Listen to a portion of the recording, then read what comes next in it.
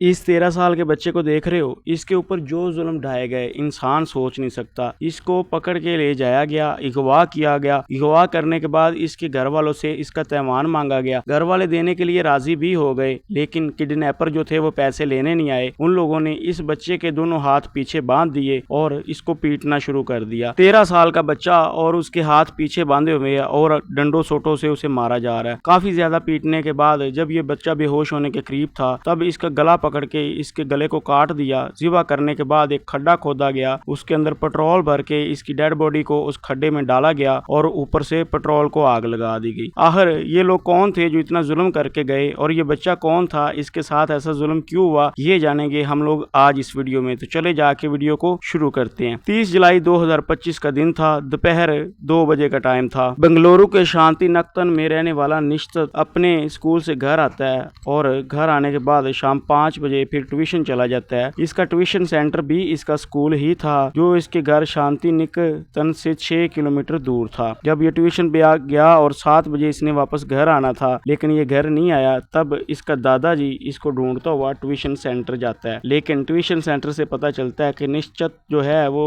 आया तो था सेंटर, लेकिन अब वापस चला गया घर छुट्टी होने के बाद। इसके दादाजी इसको सेंटर से घर ढूंढते हुए रास्ते में आ रहे थे, कहीं इसकी साइकिल खड़ी हो जिसके ऊपर ये गया था, कहीं पे ये खुद नजर आ जाए। तो ऐसे पता करते करते रास्ते में एक प्राइमरी फैमिली पार्क पड़ता है। उस पार्क के गेट के ऊपर इसकी साइकिल खड़ी होती है। तब इसका दादा जो होता है वो परेशान हो जाता है, वो जल्दी जल्दी इसको ढूंढता है पार्क के अंदर दाएं बाएं, लेकिन ये नहीं मिलता। फिर वो घर आता है, आके इसके बाप को बताता है, इसकी माँ को बताता है। ये निश्चित जो है ये घर का अकलौता बेटा है। इसमें इसका दादाजी रहते हैं, इसकी माँ और बाप रहते हैं। इसका जो बाप है वो बेंगलुरु के एक कॉलेज का प्रोफेसर है और इसकी माँ जो है वो एक प्राइवेट कंपनी में काम करती है। इनकी फैमिली बैकग्राउंड अच्छा है, काफी तनख्वाह वगैरह है इसके माँ और बाप की, और अच्छा खाते कमाते हैं, और ये बेंगलुरु के शांति निकेतन में रहते हैं। यहाँ पे इसका बाप जो होता है वो काफी ज्यादा ढूंढने के बाद, सारे रिश्तेदारों के पास भी पता करने के बाद, रात 10 बजे पुलिस स्टेशन चला जाता है और जाके FIR दर्ज करवाता है कि ऐसे मेरा बेटा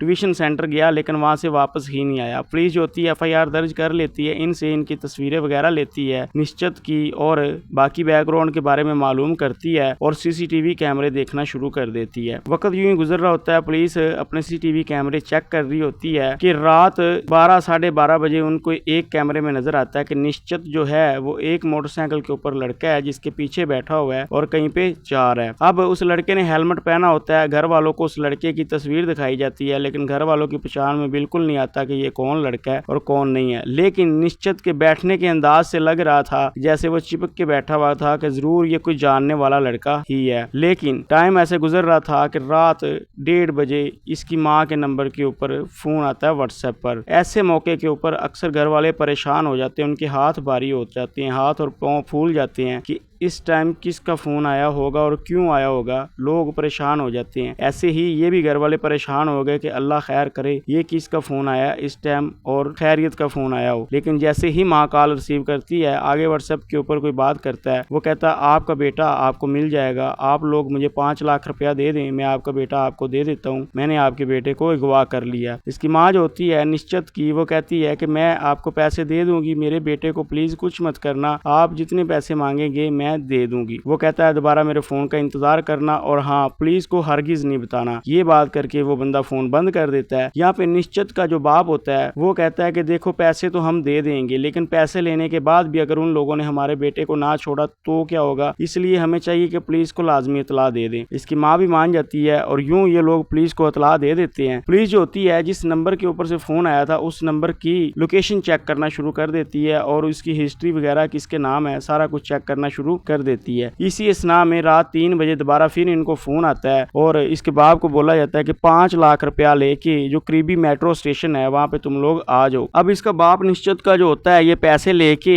मेट्रो स्टेशन की तरफ चल पड़ता है। दूसरी तरफ पुलिस वाले जो इसकी कॉल एग्जाम कर रहे थे, अब ये मुजरिम जो था व्हाट्सएप के मैसेज के ऊपर बात कर रहा था, पुलिस वाले उसको भी एग्जाम कर रहे थे और साथ में सिविल वर्दी में इसके पीछे लग जाते हैं। इसके बाप के पीछा कर रहे होते चोरी चुपके कि मुजरिम को पता ना चले, और जब वो पैसे उठाने आए, हम उसे गिरफ्तार कर ले। लेकिन जब ये मेट्रो स्टेशन के ऊपर जाता है, वहाँ पे 1 घंटा रुका रहता है, 1 घंटा 2 घंटे हो जाते हैं। 2 घंटे बाद इसका माँ बाप काफी परेशान हो जाता है कि शायद इन लोगों ने पुलिस वाले जो सिविल वर्दियों में हैं उनको पहचान लिया होगा, इस वजह से मुजरिम पैसे लेने नहीं आ रहे। वो इसी परेशानी में होते हैं और पछता रहे होते हैं कि हमें पुलिस को नहीं बताना चाहिए था, इससे वो हमारे बेटे को जान से मार भी सकते हैं। इसी खतरे को भांपते हुए ये लोग परेशान खड़े थे कि इनको दोबारा मैसेज आता है कि आप लोग ये 5 लाख रुपया जो मेगा सिटी मॉल स्टेशन है वहाँ पे आ जाओ और कचरेदान में फेंक दो। इसका बाप कहता है ठीक है। इसकी माँ इस जगह पे ही खड़ी रहती है कि पुलिस वालों को चकमा दिया जाए, और निश्चित का बाप जो होता है वो चुपके से यहाँ पे निकल जाता है और मेगा सिटी मॉल के कचरेदान में जाके पैसे फेंक देता है और एक साइड के ऊपर जाके खड़ा हो जाता है कि अभी मुजरिम आएगा, पैसे उठाएगा और मेरे बेटे को छोड़ के चला जाएगा। लेकिन वो इंतजार करता रहता है। सारी रात गुजर जाती है, दिन के 10 बज जाते हैं, लेकिन अभी तक कोई पैसे लेने नहीं आता। अब पुलिस वालों को भी पता चल जाता है कि इसका बाप दूसरी जगह के ऊपर पैसे लेके चला गया है। वो मेगा सिटी मॉल आ जाते हैं पुलिस वाले और पैसे वगैरह उठा लेते हैं। इसका बाप जो होता है वो पैसे वापस ले जाता है। अब पुलिस वाले जो होते हैं वो बार बार ट्रेस कर रहे होते हैं उस नंबर को। उनकी लोकेशन कभी आउट ऑफ कंट्री आती है, कभी आउट ऑफ सिटी आती है और बार बार उनकी लोकेशन मूव हो रही होती है। पुलिस को काफी ज्यादा परेशानी हो रही होती है। लेकिन इसी असना में पुलिस नोटिस करती है कि जिस व्हाट्सएप कॉल के ऊपर बार बार ये location out of country, out of city आ रही है, यहाँ पे एक फोन नंबर भी बार बार मूव हो रहा है। पुलिस वाले उस फोन नंबर को निकालते हैं और उसकी कॉल हिस्ट्री चेक करना शुरू कर देते हैं, उसकी लोकेशन चेक करते हैं कि ये किस जगह की आ रही है। यहाँ पे उसकी पुलिस को हिस्ट्री मिल जाती है और लोकेशन भी मिल जाती है। अब पुलिस क्या करती है, पुलिस उस नंबर का डाटा निकालती है और लोकेशन निकालती है और तैयारी करती है उस जगह पे जाने के लिए। लेकिन उससे पहले पुलिस को एक रैंडम कॉल आती है और बताया जाता है कि यहाँ पे शाम 5 बजे गंगलीपुरा रोड के ऊपर एक बच्चे की डेड बॉडी पड़ी हुई है जो आधी जली हुई है। पुलिस वाले वहाँ पे जाते हैं और जाके देखते हैं एक बच्चा है जिसकी उम्र कोई 12-13 साल है और उसकी सारी डेड बॉडी जल चुकी है, आधे कपड़े तकरीबन उसके बचे हुए हैं। यहाँ पे पुलिस जो होती है वो दूसरे पुलिस स्टेशन वालों से राब्ता करते हैं कि किसी की मिसिंग कंप्लेन हो। इस पुलिस स्टेशन में भी राब्ता किया जाता है। यहाँ पे इस बच्चे की मिसिंग कंप्लेन लिखाई गई थी। यहाँ के पुलिस स्टेशन वाले बच्चे की तस्वीर लेके जाते हैं उस जगह पे और यहाँ पे निश्चित के बाप को भी फोन किया जाता है कि आए आप डेड बॉडी की पहचान कर लें। माँ बाप के हाथ पे वो फूल जाते हैं और उनका दिमाग जो होता है वो फटने वाला होता है। तकलीफ से उनका बुरा हाल होता है कि अभी थोड़ी देर पहले तो हम मुजरिम के साथ ये सारी डील कर रहे थे और उसे पैसे दे रहे थे, अब क्या उसने हमारे बच्चे को कत्ल कर दिया होगा। ये सोचते हुए वो डेड बॉडी देखने के लिए आते हैं और आके पहचान जाते हैं कि ये हमारे बेटे निश्चित की ही डेड बॉडी है और ये कपड़े उसके ही हैं। पहचानने के बाद बच्चे की डेड बॉडी को हॉस्पिटल भेज दिया जाता है पोस्टमार्टम रिपोर्ट के लिए और पुलिस यहाँ पे 302 की FIR दर्ज करती है और मुजरिम को ढूंढना शुरू कर देती है। वो जो पुलिस वालों को एक नंबर मिला था जिसकी लोकेशन उनके साथ बार बार मूव हो रही थी और पुलिस वाले उस लोकेशन पे ट्राई करने की सोच रहे थे। अब पुलिस वाले उस लोकेशन के ऊपर रेट मारते हैं। वो बंगलुरु के एक गांव के करीब की लोकेशन आ रही थी। पुलिस वाले रात 1 बजे उस लोकेशन के ऊपर रेट मारने जा रहे होते हैं कि रास्ते में उस जगह से 2 बाइक वाले जो होते हैं निकल रहे होते हैं। वो पुलिस को देखते हैं और भागना शुरू कर देते हैं। पुलिस वाले उनका पीछा करते हैं। आगे से वो एक बड़ा सा खंजर निकालते हैं और पुलिस वालों के ऊपर हमला कर देते हैं। यहाँ पे पुलिस वाले हल्का फुल्का जख्मी हो जाते हैं, लेकिन पुलिस अपनी गन निकालती है और एक लड़के के पांव के ऊपर 2 गोलियां मारती है और एक लड़के के पांव के ऊपर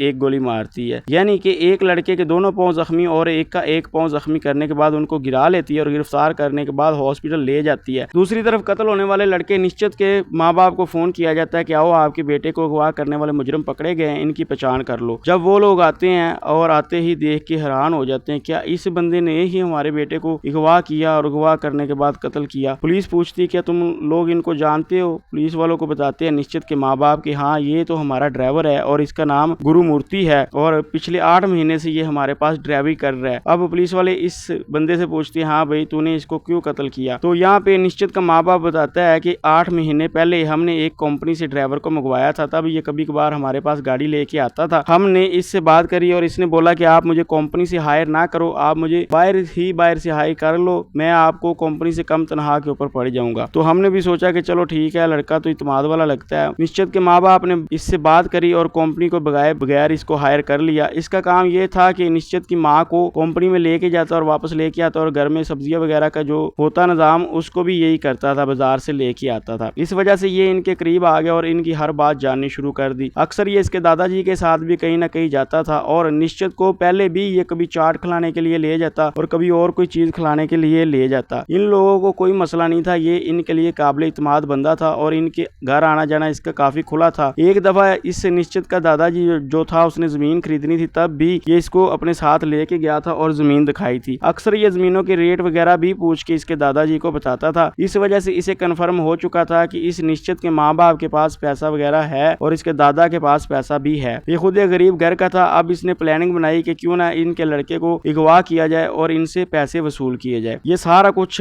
निश्चित का माँ बाप बता रहा था। अब पुलिस इसको थाने ले जाती है हॉस्पिटल के बाद से और जाके इससे पूछती कि हाँ भाई, तूने पैसों के लिए उस बच्चे को अगवा किया, हम लोगों ने समझ लिया, मान लिया, लेकिन तूने उसको कत्ल क्यों किया? असल रीजन हमें बता, वरना हम कुछ भी कर सकते हैं। और तूने इतनी देर पुलिस वालों को इन्वेस्टिगेशन के ऊपर कैसे ही घुमाए रखा? आखिर तुम्हें पता कैसे चला कि पुलिस वालों को अपनी लोकेशन का पता नहीं चलने देना? ये सारा कुछ तुम्हें किस तरह से पता चला? अब जाके गुरुमूर्ति अपनी मुंह खोलता है और पुलिस को बताता है कि मेरे साथ एक और लड़का भी था जिसका नाम गोल कृष्णा उर्फ गोपी था। वो मेरा दोस्त था, हम दोनों ने मिलकर ये वारदात करी। वारदात कुछ इस तरीके से करी कि ये गुरुमूर्ति निश्चित के पास अपनी बाइक लेके गया और उसे बोला कि अपनी साइकिल तुम पार्क के सामने खड़ी कर दो, अब मैं तुझे चाट खिला के लेके आता हूँ। इससे पहले भी ये काफी दफा इसे चाट खिलाने के बहाने ले गया था और ये चेक कर रहा था कि जिस दिन मैंने वारदात करनी है ये निश्चित मेरे साथ आएगा या नहीं आएगा। इस वजह से इसने पहले ही इसे पक्का कर रखा था। अब ये निश्चित अपनी साइकिल यहाँ पे खड़ी करता है पार्क के सामने और चाट खाने इसके साथ चला जाता है। आगे जाके ये निश्चित को चाट खिलाता है और खिलाने के बाद कहता है कि मेरे पास तुम्हारे लिए एक सरप्राइज है, वो थोड़ा सा हटके हम लोगों ने वहाँ पे जाना है, मैं वहाँ पे जो मैं जाके बताऊंगा कि सरप्राइज क्या है। निश्चित जो होता है वो बच्चा होता है, वो कहता है ठीक है चलो मैं देख लेता हूँ। वहाँ पे जाके ये निश्चित को पकड़ लेते हैं और उसको बाद के एक कमरे में फेंकते हैं। फेंकने के बाद ये रात 1 बजे इसको फोन करते हैं निश्चित के माँ बाप को और बताते हैं 5 लाख रुपए का। वो लोग राजी हो जाते हैं और मेट्रो स्टेशन के ऊपर 5 लाख रुपया लेके आते हैं। ये दोनों 5 लाख रुपया उठाने के लिए जाते हैं, लेकिन सिविल कपड़ों में इन लोगों ने पुलिस को देख लिया था और पहचान लिया था। इस वजह से ये वहां से पैसे नहीं उठाने जाते और थोड़ी देर बाद उनको बोलते हैं कि मेगा सिटी मॉल के कचरा दान में ला के पैसे फेंक दो। इसका माँ बाप तब भी ऐसे करता है, लेकिन ये लोग वहां पे भी जाते हैं। खैर वहां पे पुलिस तो नहीं होती, ये पुलिस से चोरी आए होते हैं निश्चित के माँ बाप। बाकी फिर भी ये डरते हुए पैसे लेने नहीं जाते, क्योंकि ये प्रोफेशनल किलर तो थे नहीं और ना ही अगवा करने वाले थे। इस वजह से ये डर रहे थे और डरते हुए पैसे लेने नहीं जाते और वापस आते हैं। वापस आके अब ये निश्चित को छोड़ भी नहीं सकते थे, क्योंकि इसको पता था कि मैं इनके घर का ड्राइवर हूँ। अब ये वापस जाएगा तो जाके बता देगा। अब ये लोग सोचते हैं कि इसको कत्ल करते हैं और यहाँ से भाग जाते हैं। ये लोग उस बच्चे के हाथ पीछे बांध देते हैं। बांधने के बाद उसको पहले अच्छी तरह पीटते रहते हैं। काफी ज्यादा पीटने के बाद जब वो बेहोश होने के करीब होता है तब खंजर के साथ उसका गला काट देते हैं। वही खंजर जो पुलिस इनको पकड़ रही थी तो ये पुलिस के ऊपर इस्तेमाल कर रहे थे। उसी खंजर के साथ गला काटने के बाद उसके ऊपर पेट्रोल डालते हैं और आग लगा देते हैं कि इसकी डेड बॉडी सारी जल जाएगी। लेकिन इनके पास पेट्रोल खत्म हो जाता है, इतना पेट्रोल होता नहीं कि डेड बॉडी सारी खत्म हो। इस वजह से थोड़ी सी जलने के बाद आधी डेड बॉडी जल जाती है और जलने के बाद आग खुद ब खुद ही बुझ जाती है। अब ये लोग सोचते हैं कि हमें यहाँ से फरार होना चाहिए, वरना पुलिस कभी भी हमारे तक पहुंच सकती है, शायद वो हमारे नंबर को ट्रेस करके ना निकाल ले। इनके ज़हन में ये चीज नहीं थी कि पुलिस ने पहले ही इनका नंबर निकाला हुआ था और नंबर ट्रेस करके ही इनके पास आ रही थी। अब पुलिस पूछती है कि तुम लोगों ने ये नंबर किसके नाम निकाला था और ये तुम किस तरह अपनी लोकेशन चेंज कर रहे थे? तब वो बताते हैं कि इस गुरुमूर्ति का जो एक भाई है वो police cyber crime control cell में है और उसका काम यही होता है लोकेशन वगैरह का पता करना और पुलिस के लिए इस तरह की चीजों का काम करता है। इसने ये सारा कुछ अपने भाई से पूछा हुआ था, लेकिन इसके भाई का इसमें बीच में कोई हाथ नहीं। वो तो अब भी अपनी ड्यूटी के ऊपर है, लेकिन इसे सारा कुछ पता था। इस वजह से इसने VPN लगाए हुए थे और भी काफी चीजें एक्टिव की हुई थी मोबाइल की, जिस वजह से बार बार लोकेशन कभी आउट ऑफ सिटी और कभी आउट ऑफ कंट्री आ रही थी। दूसरी तरफ इस गोपी ने एक ओल्ड होम से मोबाइल चोरी किया था। ये गोपी ओल्ड होम में सफाई वगैरह का काम करता था। इसने एक बूढ़े बंदे का वहां से मोबाइल चोरी किया और मोबाइल अपने पास रख लिया। सिम इस गुरुमूर्ति को लाकर दे दी और इस गुरुमूर्ति ने उस सिम से एक व्हाट्सएप बनाई और ऐसे करके VPN लगा के वहां पे वो सिम इस्तेमाल करता रहा और इन लोगों को मैसेज करता रहा। खैर ये थी पूरी स्टोरी। अब ये दोनों मुजरिम जो पुलिस की हिरासत में है, उनका वो अकलौता ही बेटा था, माँ बाप था और उसका दादा था। दुनिया में और कोई भी इनका कोई बच्चा नहीं था, लेकिन इस लोगों ने 5 लाख के लालच की वजह से उनका बच्चा कत्ल कर दिया। हालांकि माँ बाप 5 लाख रुपया दे भी रहे थे, लेकिन डर आने की वजह से इन लोगों ने 5 लाख भी ना उठाया और बच्चे को भी नाजायज ही कत्ल कर दिया। शायद कि ये सीधे मुंह उनसे 5 लाख रुपया मांगते कि हम आपको कोई नुकसान पहुंचाएंगे वरना 5 लाख रुपया दे दो, तो उसके घर वाले अपने बच्चे की खातिर 5 लाख रुपया दे देते। लेकिन इन लोगों ने दूसरा रास्ता इख्तियार किया, अपनी भी टांगों के ऊपर गोलियां मरवाई, उस बच्चे की भी जान ले गए और माँ बाप की जिंदगी तो इन लोगों ने जीते जी तबाह कर दी। उनका तो अब उस बच्चे के अलावा कोई आसरा है ही नहीं। वो अपनी जिंदगी पता नहीं किस तरीके गुजारेंगे और उसके दादाजी पता नहीं अब अपनी जिंदगी किस सहारे गुजारेगा। खैर वीडियो अच्छी लगे तो चैनल को सब्सक्राइब करें, वीडियो को लाइक करें। मुझे इजाजत दें। अल्लाह निगहबान।